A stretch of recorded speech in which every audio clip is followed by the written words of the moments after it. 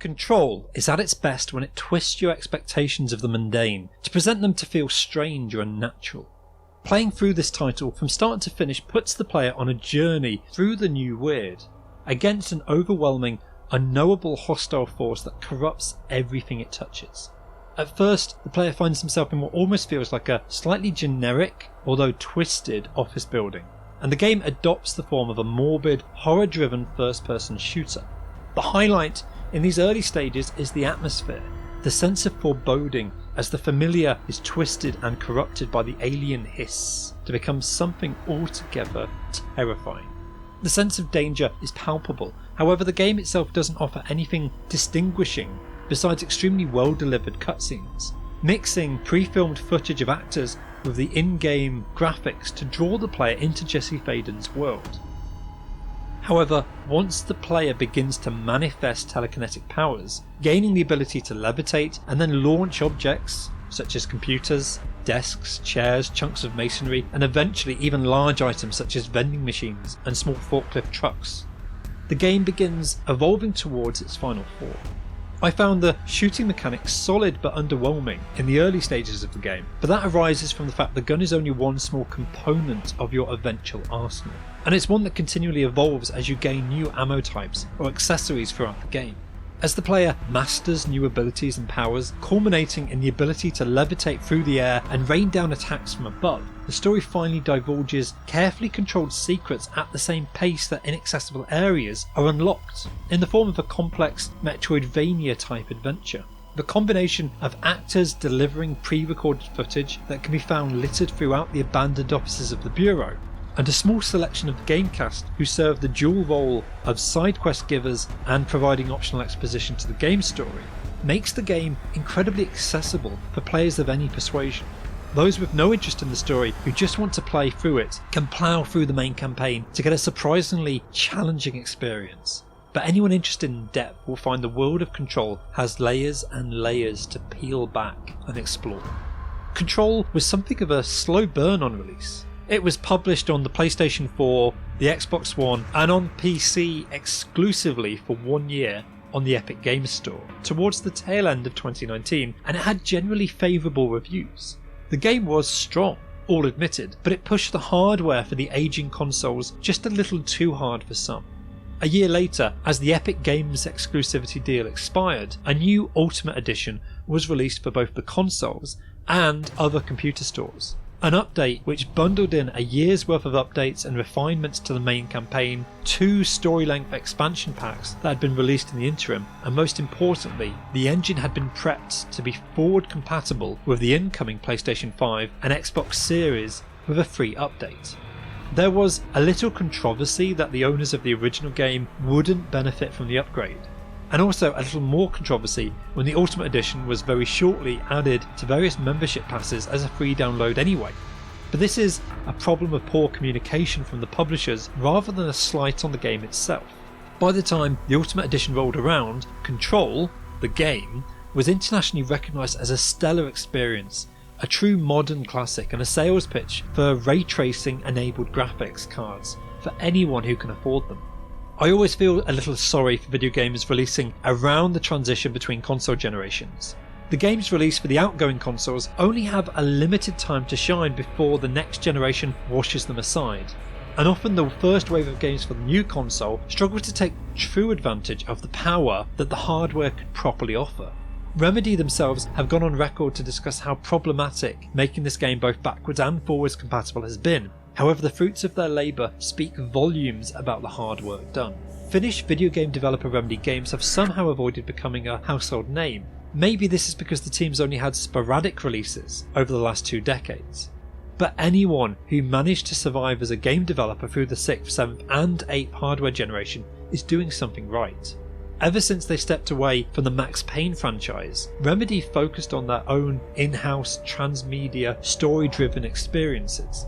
First partnering with Microsoft to upsell big budget titles Alan Wake and Quantum Break, whilst they worked on smaller mobile game releases on the side. Though these tentpole games had large gaps between them, Remedy's focus on strong story-driven adventure experience received critical acclaim, and they were some of the highest selling titles on the Xbox ecosystem.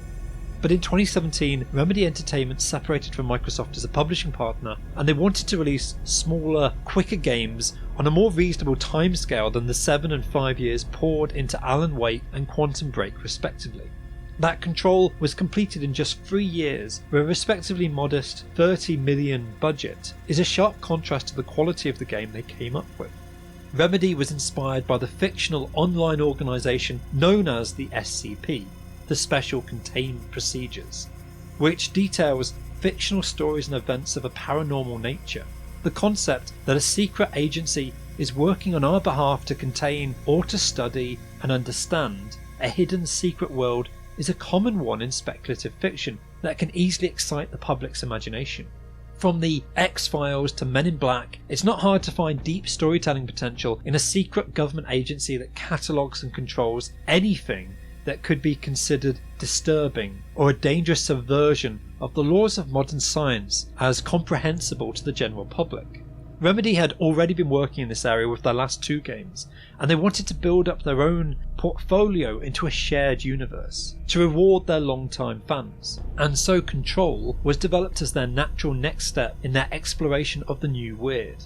The Bureau is a secret organisation located in the oldest house, a hidden world slightly removed from the rest of reality and bordering on several other thresholds, with other worlds or dimensions where brilliant or terrible discoveries can be made that will reshape our perception of reality. The Bureau's director, appointed by the board, has just committed suicide prior to Jessie's arrival, and so she, contacted through the hotline both by the board and the voices of her dead predecessor, takes on the role to restore order to the oldest house after a terrible tragedy has killed most of its personnel. The story was a little more bare bones in its presentation than Remedy's previous games, with information given piecemeal through the gameplay objectives and short cutscenes from the mysterious ex-director Trench and the head of research Dr. Darling. True to Remedy's heritage, the voice acting is excellent throughout. Matthew Peretta and James McCaffrey were old hands within the studio, having played Alan Wake and Max Payne respectively. But the standout role has to be Courtney Hope as Jessie, who narrates her own story to some unseen entity from the start to the very end of the game. The rest of the cast are fine, but hardly noteworthy save for the Finnish actor Martti Suosalo, who puts in a brilliantly, deliberately unintelligible performance as the mysterious janitor Artie, whose antics suggest, even at the end of the game, that the Bureau have only scratched at the surface of the secrets behind the thresholds. Every nugget of information is a struggle to obtain and decipher, a cryptic fragment of a puzzle that will never be entirely reassembled. Though the game takes place in offices and corridors that feel instantly familiar, the 60s retro aesthetic makes them just ethereal enough that they never feel completely real, even after the Bureau has been cleansed. The game, as released, was noted for its incredible level of difficulty, but as time went on, Remedy added more checkpoints and options for players to scale the game down to their own tastes.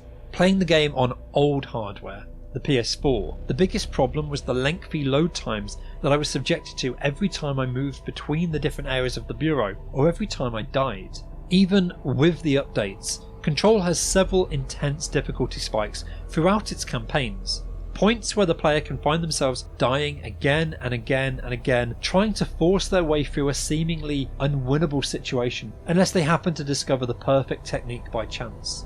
This would not have been a problem if I didn't have to sit through over half a minute of loading after each death, again and again, drumming in the punishment the game was set on piling on me.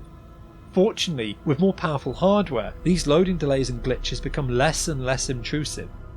The reward for each of these challenges is tangible, however, and will draw the player in with a surprising array of powers and abilities that do fundamentally change the way you approach the game. Levitation is just one tool in Jessie's evolving arsenal, and the other abilities will have a tactical advantage in different situations. Many players' favourite area, the psychedelic ashtray maze, which comes just before the final stretch to the end of the game, is a moment of grand catharsis, where the player has an opportunity to demonstrate their mastery of this strange world, overcoming every obstacle in your way to the beat of a suddenly intrusive heavy metal soundtrack. Until this point, Control had been dark, moody and understated, but as the old gods of Asgard's aggressive crooning voice and slamming guitar riff pulls you through this nightmare maze, skilled players find suddenly that they have faced almost every unknown there is in the Bureau and become the master of all they purvey. Control does an excellent job of imbuing you into the strange, bizarre world of protagonist Jesse Faden. You are the new director of the FBC. You are the only one standing between an entity of unfathomable power and hatred, and only you can reunite the surviving personnel and bring them back to their desks so that the Bureau can survive after this crisis is over. It plays to its strengths to present an adventure which, on conclusion, is clearly far more than the sum of its parts, and it deserves to be fondly remembered as a high point in the transition between these console generations.